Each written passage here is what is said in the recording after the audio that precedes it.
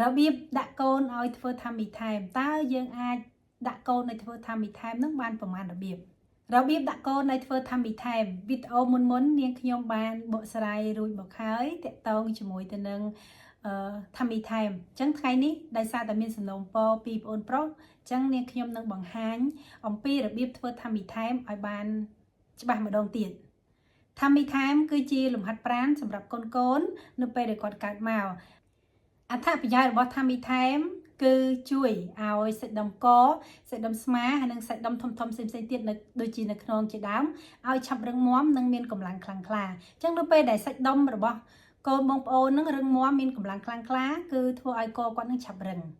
ហើយធ្វើឲ្យគាត់ឆាប់ចេះវាគាត់ចេះឆាប់ក្លាប់ឆាប់ចេះអង្គុយធ្វើឲ្យគាត់ចេះតោងឈរបានលឿនធ្វើឲ្យគាត់ឆាប់ចេះដើរហើយនឹងចេះប្រើប្រាស់នៅចលនាសាច់ដុំទូចៗដូចជាការប្រើប្រាស់ម្រាមដៃដូចជាការសវ៉ាចាប់ឬក៏ទៅកាន់អ្វីមួយបានជាប់ល្អ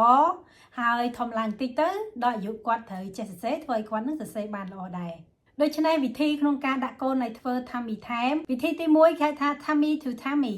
ឬក៏គេហៅថា chest to chest វិធីនេះគឺឪពុកម្ដាយត្រូវកេងផ្ងា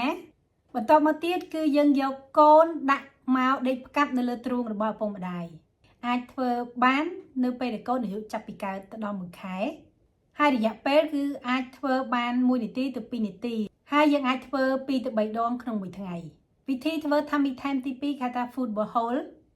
ឬក៏គេហៅថា tummy down carrier វិធីទី2នេះគឺយើងដាក់កូនឲ្យដេកផ្កាប់នៅលើដៃរបស់ឪពុកម្ដាយហើយដៃរបស់ឪពុកម្ដាយគឺត្រូវត្រកូនគឺដាក់នៅចន្លោះភ្លៅរបស់កូនចំណែកដៃឬក៏ជើងរបស់កូននៅពេលដែលយើងត្រគាត់គឺបដ ாய் ឲ្យគាត់ធ្លាក់ទៅតាមដំណើរគឺយើងមិនបាច់ប្រឹងលើគាត់ឬទប់ដៃគាត់ទេហើយវិធីទី2នេះគឺយើងអាចធ្វើបាននៅពេលដែលកូនកើតមករហូតដល់អាយុ3ខែរយៈពេលធ្វើគឺយើងអាចធ្វើ1នាទីទៅ2នាទីម្ដងហើយធ្វើ2ទៅ3ដងក្នុងមួយថ្ងៃវិធីធ្វើថាមីថាមទី3គេថា roll towel បានន័យថាយើងរុំឬក៏យើងបត់កសែងដាក់កលនៅក្រោមក្លៀករបស់កូនចំណែកដៃទាំងពីររបស់កូនគឺយើងដាក់ឲ្យបោះទៅខាងមុខកន្សែងយើងអាចធ្វើបាននៅពេលដែលកូនអាយុបាន1ខែទៅ2ខែរយៈពេលធ្វើគឺ3ទៅ5នាទីក្នុងម្ដងហើយធ្វើ3ទៅ5ដងក្នុងមួយថ្ងៃ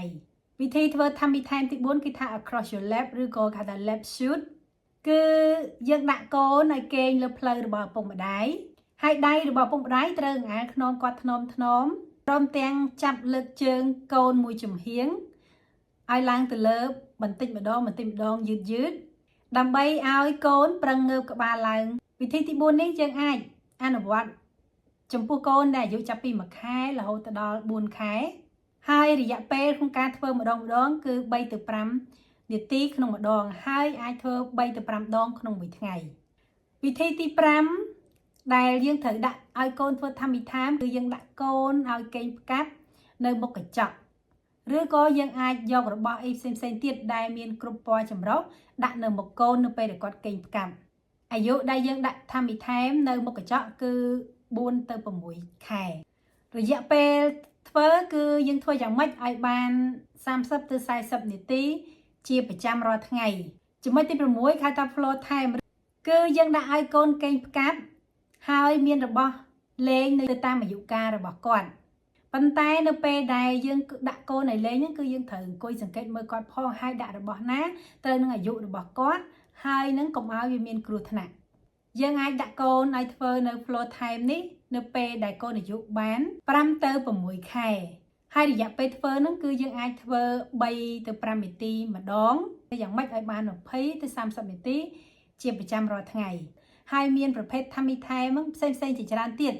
ដែលយើងត្រូវធ្វើប៉ុន្តែថ្ងៃនេះនាងខ្ញុំលើកតែ6ហ្នឹងទេដូច្នេះ6ហ្នឹងបើបងប្អូនធ្វើតាមគឺវាគ្រប់គ្រាន់ហើយឲ្យតែព្យាយាមធ្វើឲ្យរាល់ថ្ងៃតើយើងត្រូវឈប់ដាក់កូនឲ្យធ្វើ tummy time នៅពេលណាយើងឈប់ឲ្យកូនធ្វើ tummy time នៅពេលដែលយើងឃើញថាសាច់ដុំរាងកាយរបស់កូនយើងនឹងគឺវារឹងមាំនៅពេលណាដែលគាត់ចេះតោងឈរនៅពេលណាគាត់ចេះអង្គុយជាប់ល្អនៅពេលណាដែលគាត់ចេះដើរប្រសិនបើយើងឃើញថាកូនរបស់យើងនៅមិនទាន់មានសាច់ដុំរឹងមាំនោះទេ ហើយអត់តាន់ចេះដើរអត់តាន់ចេះអង្គុយអត់តាន់ចេះកលាប់អត់តាន់ចេះវាអីទេគឺយើងត្រូវតែបន្តធ្វើថាមីថែមដដែលសរុបសេចក្តីមកវិញនៅពេលដែលកូនយើងកើតមកភ្លាមដើម្បីឲ្យកូនមានសាច់ដុំរឹងមាំហើយកម្លាំងខ្លាំងក្លាហើយមិនធ្វើឲ្យកូនយើងពិការភាពលើផ្នែករូបរាងកាយហើយអត់ចង់ឲ្យអស់លុយច្រើនក្រោយពីកូនយើងនឹងកើតហើយអ្វីដែលសំខាន់គឺធ្វើថាមីថែមគឺជាលំហាត់ប្រាណរបស់កូនក្មេង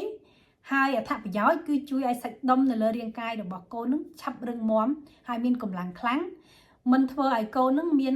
រូបរាងកាយសម្បទានឹងទន់ខ្សោយនោះទេ